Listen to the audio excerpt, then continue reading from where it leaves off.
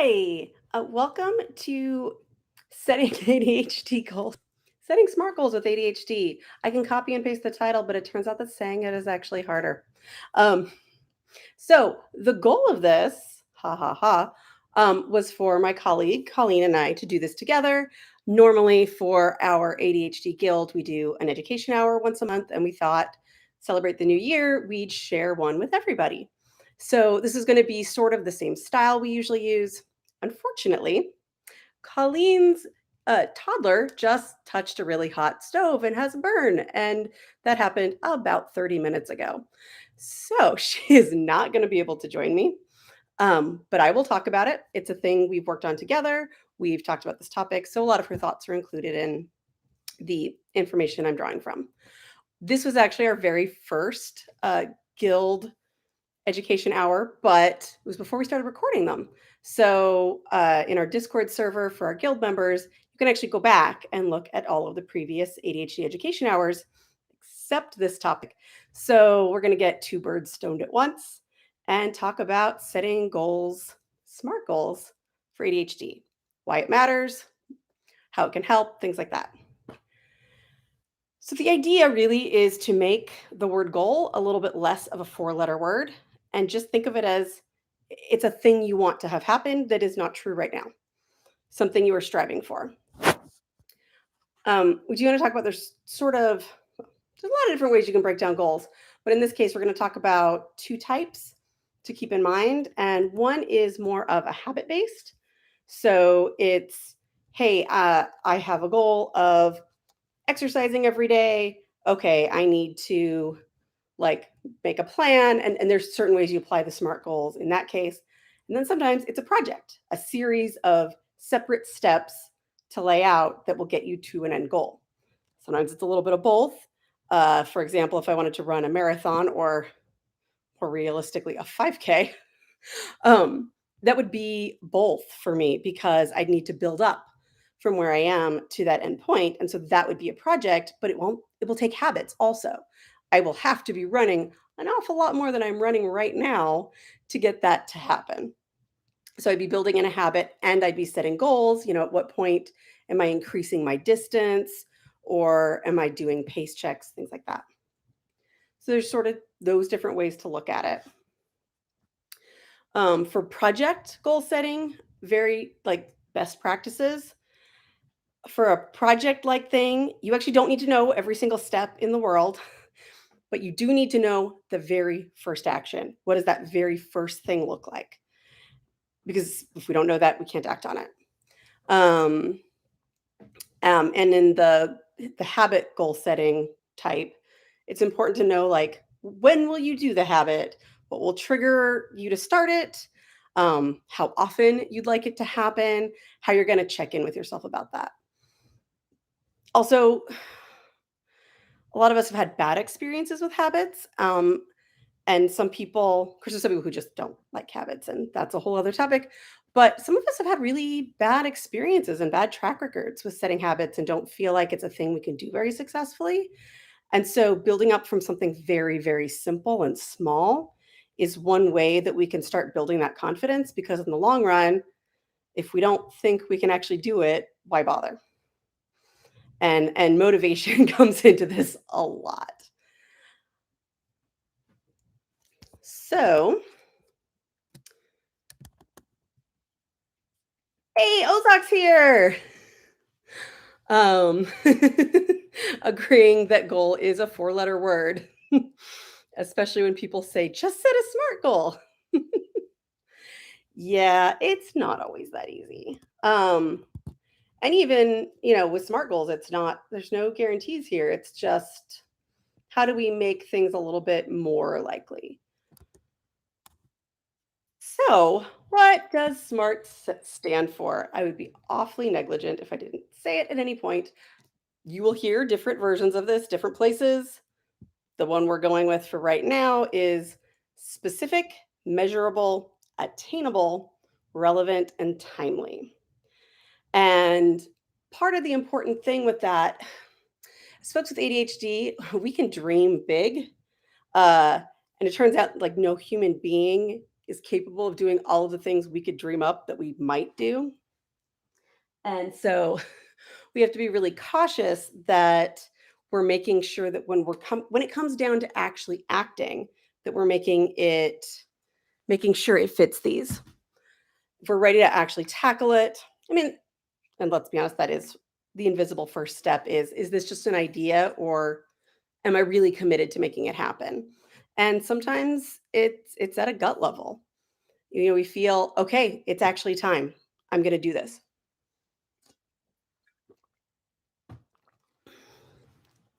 All the planning in the world, if you secretly don't think that you will do it, all the planning in the world cannot really help with that. It can be tackled in different ways, but no. So let's talk about the S specific, sort of all or nothing thinking. Um, is one of the challenges we can have with ADHD. So I need to do, I basically need to be already running a marathon or not bother starting. Um, with exercise, there's a little extra because sometimes we are a little embarrassed, even to ourselves, about our current level of fitness. I myself, uh, not related to the new year, related to something else, but recently started jogging again. And man, that's something that fell off in probably 2020, really. So just acknowledging, oh, I used to be able to do this much. I can't do that anymore. And getting past that internal grossness feeling. So, coming back to specific, uh, if we think that we have to do all of the things or none of the things, then it just becomes this blob of stuff to do, and we need to really ratchet it down to what is it actually. So for me, it is in this case, um, oh right, this program on the treadmill, right? I This is the slightly easier version of the two I used to do, and I'm still only doing a third of it. Why? Because I don't want to hurt something. I haven't done this in a long time. And so my really specific one is that it's 4 times a week. And that is so that I can uh, give myself a little bit of break. And it's only that amount, right? It's just that first third of the exercise program because I don't want to pull anything right away. I want to make sure that this is a sustainable goal too.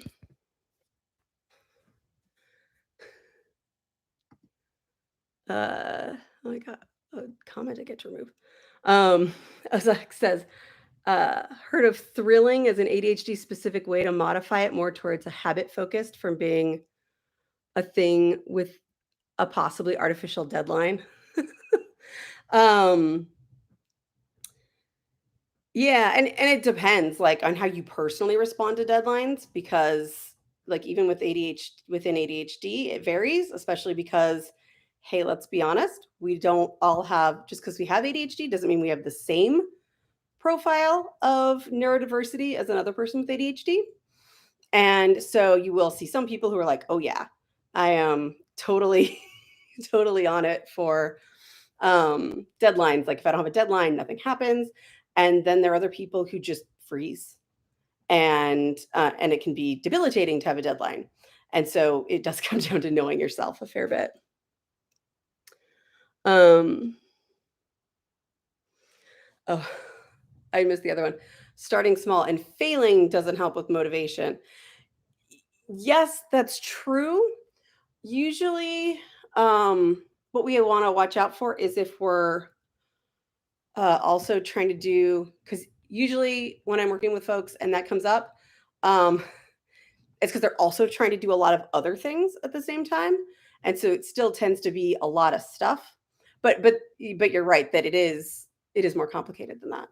And most of these are ideas to try and see if they work, and because we are all very much individuals. Um,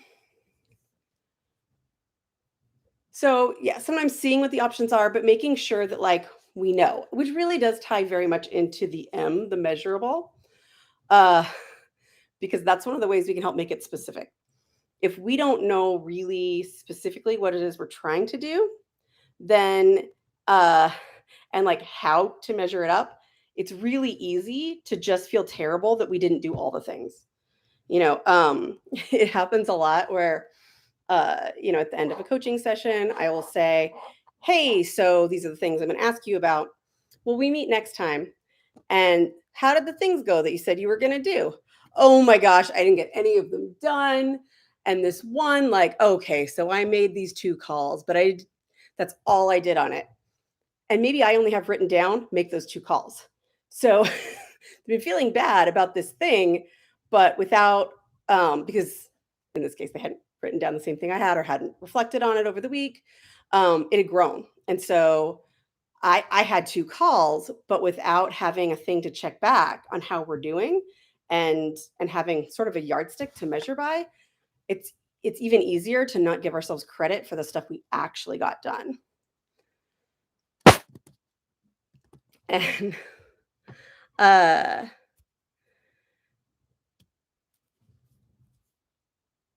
yeah, it's a way to have progress and to see like, okay, I am improving. Because we often still have this ideal like final version in our head, but without seeing like that we're actually making any progress, it can be pretty depressing. But it's also important to keep an eye out for what type of measurement you're looking at. Like it may not be something that's totally in your control. It may not be related to the action. For example, getting an A in a class, that is measurable, but it is not entirely in your control. You can, you can make sure that I have done everything. I have turned in this paper on time. Maybe you even went to the extra step of having it done early enough to have somebody proofread it. If so, congratulations. And but you can't control how that teacher grades it. I mean, they may have some other thing going on, like it's not inside of your control. And so making sure that the measurement helps. Also, if you are exercising for weight loss, using the scale, which takes forever to respond and then sometimes doesn't even respond the way you think it's going to, is a pretty not useful one. Whereas it can be demotivating. And so keeping an eye on personally, what is motivating for you? What is demotivating for you? Which is why I have, oh, okay, so I'm going to try to do exercise this many times. That's measurable. Like, did I do it or didn't I? And then the other part is over time, right? That longer term plan, my goal is to go up. So in a few weeks, am I able to go to that higher number?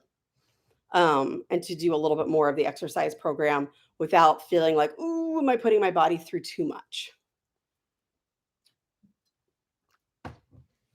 And so that's another aspect that, again, like barring injury, is in my control. How much of that am I actually doing? Another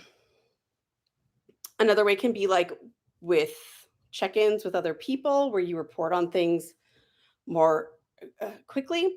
We can get lost in time. Like the longer it's been since we did a thing, the harder it is to remember it.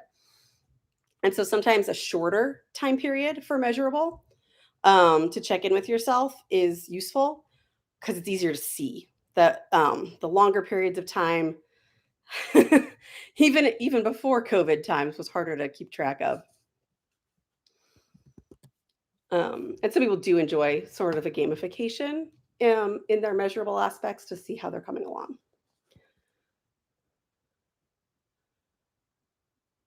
Huh. Thanks for letting me know there's a slight mic noise. I thought that I had fixed it by buying a new computer.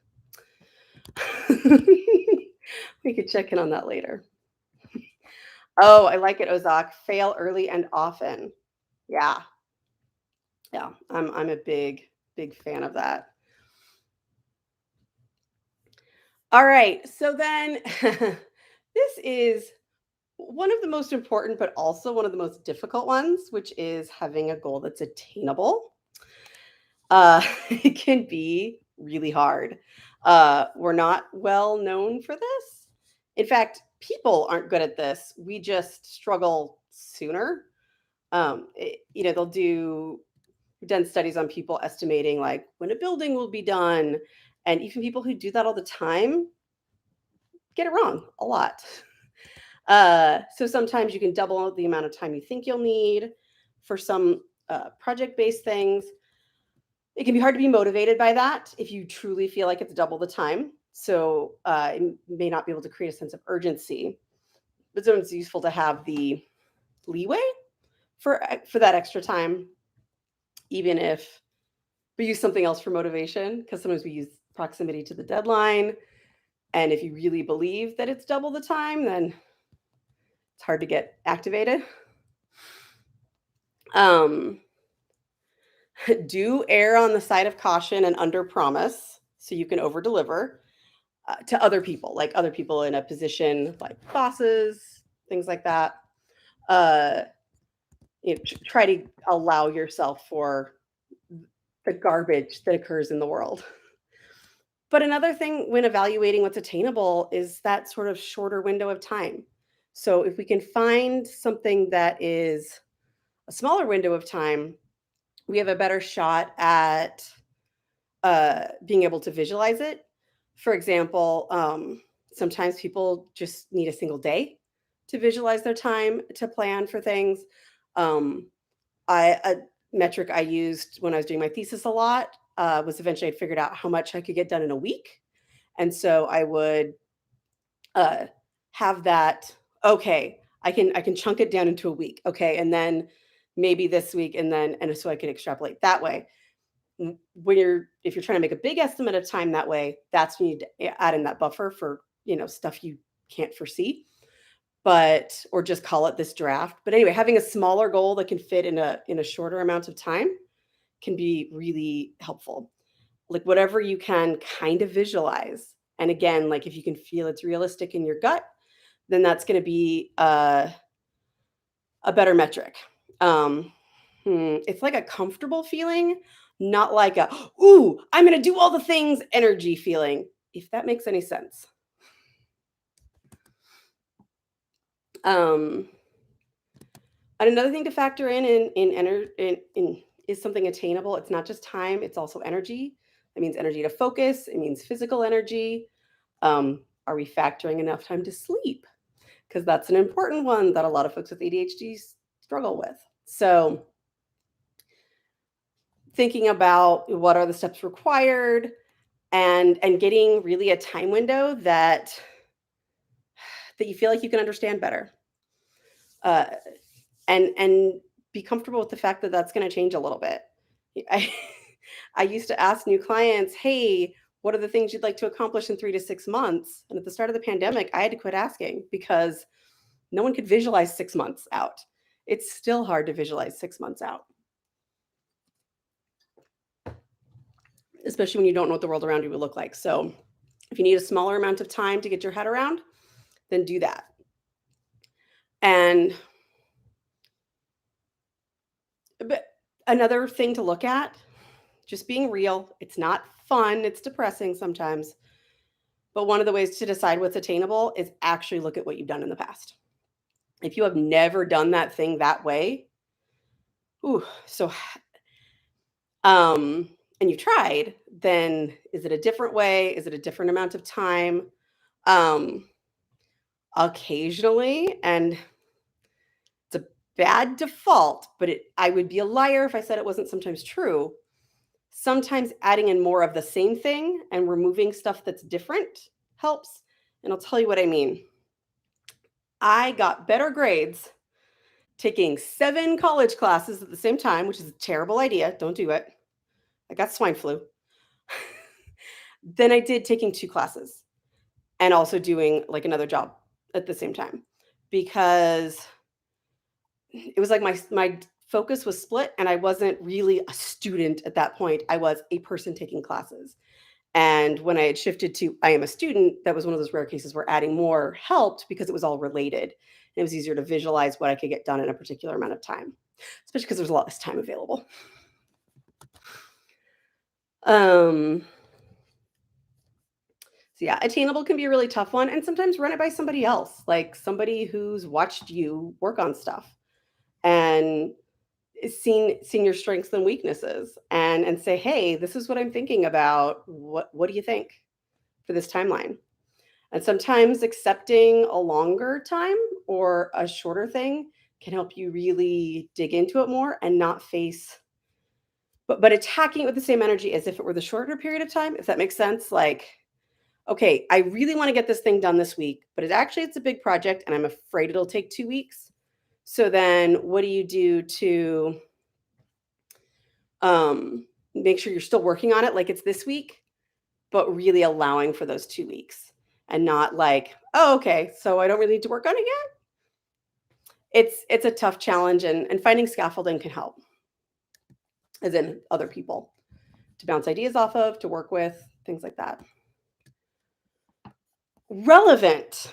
And this comes back into this really huge issue with ADHD, which is motivation. If a goal does not feel relevant to you, why are you doing it? I mean, this really comes back to, why is it a goal? And I'm going to be honest, without some serious like mental work, because this loved one said so, is rarely going to be motivating enough to actually get stuff done. Now, sometimes we can think of it as an exchange. Right, I want to keep using this space, like, I don't know, to store stuff at my parents' house, whatever it is.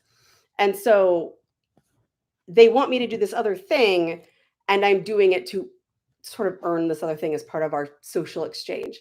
Sometimes that works, but if you have a goal and you don't know what, really this one should come first. It's just, it doesn't work with the acronym, but it really should come first. Before you do any of these other things, why are you doing it? What about it is important enough to you to put other things on hold to get to it? Because you will. We can't keep doing all the things all the time. So what about it is a big enough deal that you can keep going with it? What about it pulls at you? And is there a way you can capture that and bottle it? Like, I've never been a mood board person, but there are people who are that. Is there a way that you can be reminded of it on a regular basis? That you can, just touch in with, wait, why is that important to me again? What is it about this that will lead to something that will have more meaning for me? Because if the goal really isn't relevant to you, or the action isn't relevant to you, it's probably just going to be one of those things that sits around making you feel bad that you haven't already done it, rather than actually being something you're moving towards. But also, it can matter for the little actions. If this little action actually isn't relevant towards the bigger goal, why are you doing it? We're very good at inventing extra tasks for ourselves to do, at coming up with, oh, well, I wanted to have this paper. I want it to be really good. And I know they said 3 articles, but I'm actually going to get 8. And somehow work into our head that we really should be doing 8 articles, but that's not really what the teacher said. School's always an easier example. And so this thing becomes this way bigger project than it actually really needs to be. And so sitting down, looking at our actions of like, wait, does that one actually need to happen? Like, how important is it to the bigger goal? And maybe I can skip it, and that can keep the whole thing more attainable. So cutting things out that are not relevant can also help out a lot.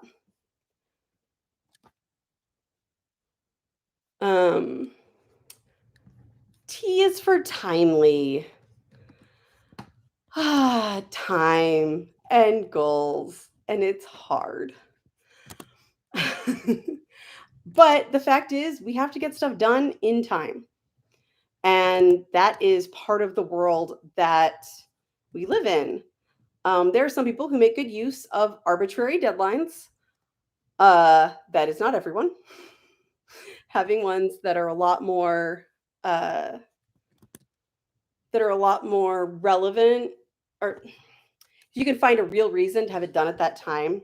For example, I wanted to start putting YouTube videos up. Seemed like a good idea, and I kept just not doing it. So I painted myself into a corner. where I signed up to do a conference talk and made a bunch of videos that were going to be supplemental videos. And all of a sudden I had a deadline and they act like I could get over some of my insecurities and actually start doing them. And that was, they at least got filmed before the conference.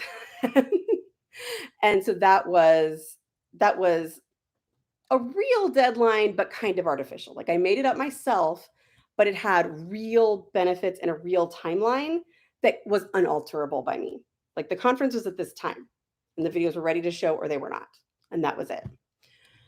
Um,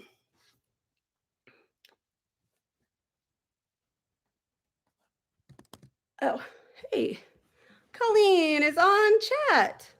Um, she said sometimes there are conditions for tasks where we set them and they're dumb and arbitrary, and acknowledging that mentally can help us swallow it. Like, oh, I have to have my taxes done April 15th. Don't tell part of my brain that an extension exists. And and she was pointing out that reminding ourselves of that can, like, okay, it's stupid. Let's just all say out loud it's stupid. And sometimes when you do that, it can annoy you a little bit less because we've all acknowledged it out loud. This is stupid.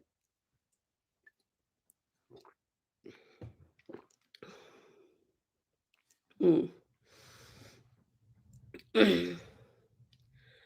uh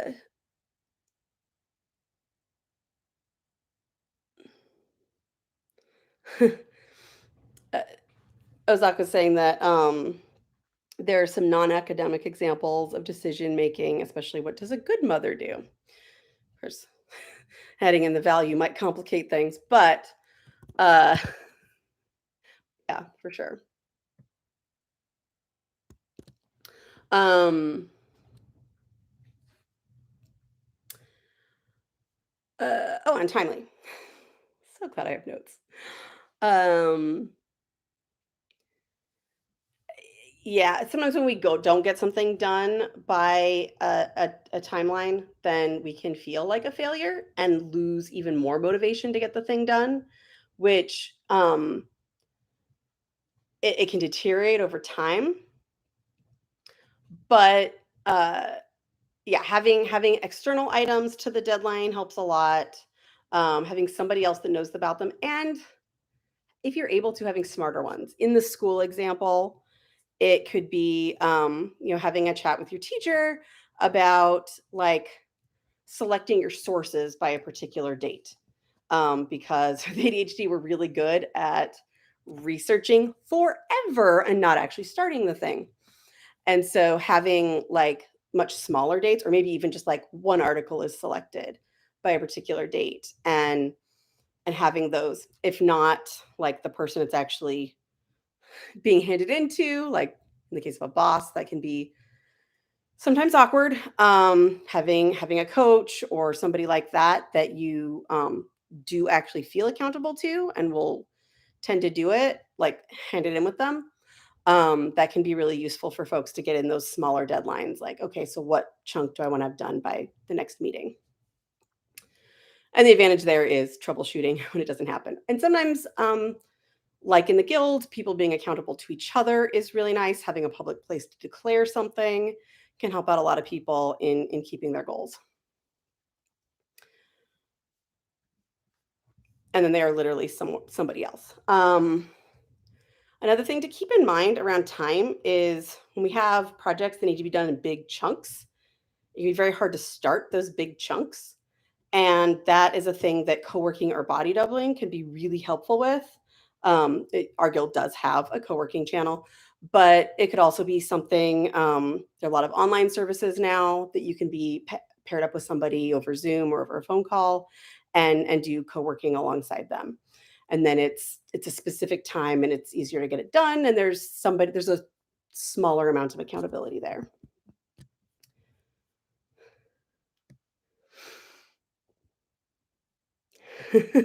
Oh, Colleen had a good point. Treating yourself with the compassion you show others is always a good thing. Totally is.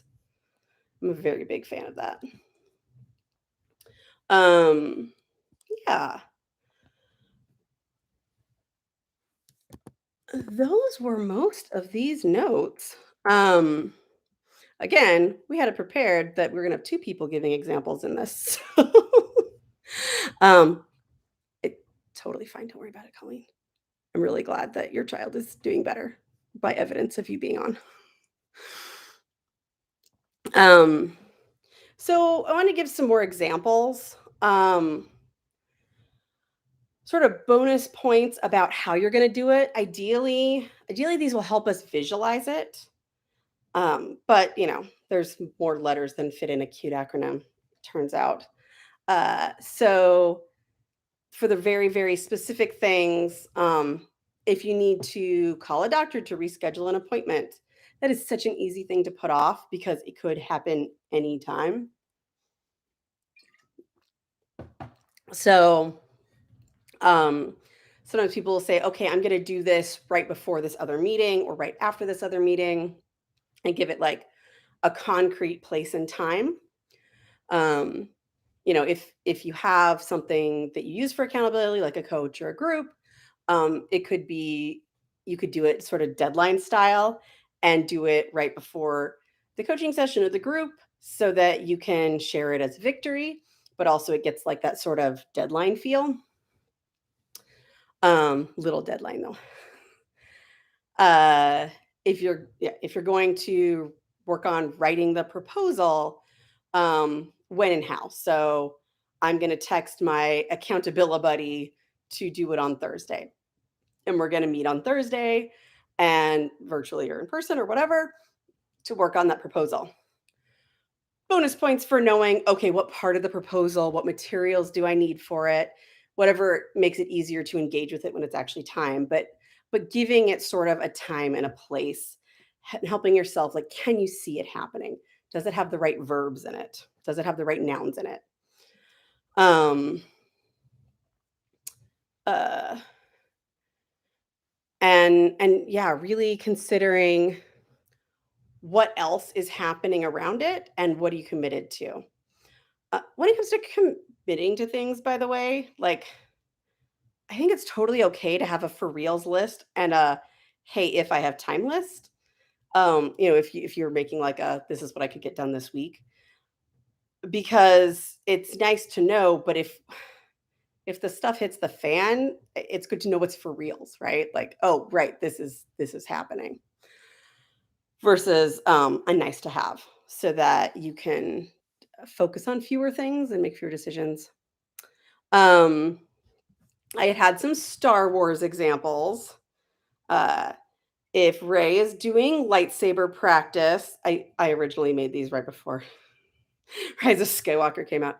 Um, if Ray's doing lightsaber practice, it's 3 times a week, and she does it first thing in the morning, or specifically at lunchtime. Like, those types of things that could fit in anywhere in the day are very easy to lose. Um, uh, Poe is going to resist jumping in X-wing to blow things up. Okay, well, it's really hard to not do a thing. Like, that's sort of difficult. Um, it's one of the harder habits to build. So it says, unless Leia says okay, then it's okay. Try boxing practice as a replacement habit. So urge to jump in an X-wing and blow things up, do a boxing workout instead. And then finish 2 leadership training classes, and you set those as Wednesday and Friday. Those are just a few examples that I had from before, but whatever it is, like when and how, and being able to visualize uh, it happening is really crucial for being able to engage with it. Otherwise, there's so many uncertainties, and it just becomes another thing. Uh, Colleen said, I will often make a task to do that is ask for help to get this done, which could be like therapy, coaching, co-working, which is great. Yeah, I for sure have a get coached on list and a talk with my collaborator list. Colleen also said, I'm sorry, when Poe When has Poe ever resisted jumping in an X-wing to blow something up? It's unrealistic. That's fair. Maybe not an attainable goal. Um, maybe with maturity? I don't know. But you're right. That would not be based on his actual past history of getting stuff done. Yeah. Maybe it's only blow one thing up each time. That would be the first step. Don't blow lots of things up, just only one thing, and then ratchet it down. Yeah, and being ready to pivot because life will not happen the way we expect it to. Uh, that is part of making it realistic. Like, okay, it's good to have a plan. It's good to know how long the things are going to take. But it's also good to know like that things don't always happen that way. And it's good to give ourselves some grace when that happens. And okay, how are we going to adapt? For example, before I actually got on the treadmill this morning, my plan was to do the whole workout. And I realized pretty quick that that was a terrible idea. I was like, oh, my knees are kind of creaking. I mean, they don't hurt, but they're like protesting. Okay, I need to adapt. And that's what I did. And I did. I have adjusted my goal moving forward for the next couple of weeks at least. Uh, Poe is also not known for his self-awareness. Fair. Ozak said, clearly Poe should have checked in with a trusted advisor about how to be more realistic about that goal. I like it. Very nice, very nice. Well, all right, that is most of the notes we had on making smart goals with ADHD. If there are questions in the chat, you can let me know. Normally, how this goes in our education time for the guild is Colleen and I are on. Occasionally, it's only one, but usually both of us. And we're chatting about the topic, and guild members jump in and ask questions like as they want to. And those are only available for other guild members, although they are available later down the line because you can go back and watch them. And so we'll prompt people to bring questions. If they post them in the Discord ahead of time, then we'll address them in the meeting. So that way we can tailor it to the current guild members, which is why we don't have like really sterile presentations that if we like brought up the topic again, we would want to use exactly. And so this way it can be more organic and tailored to the people where they are right now.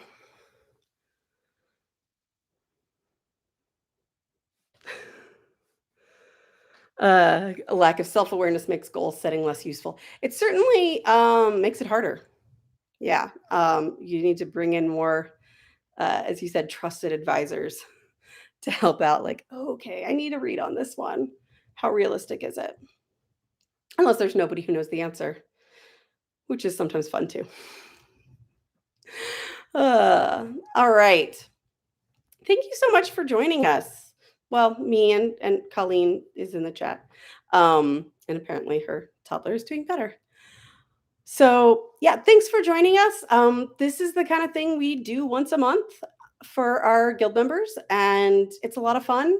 We also talk about things as they come up throughout the month in chat.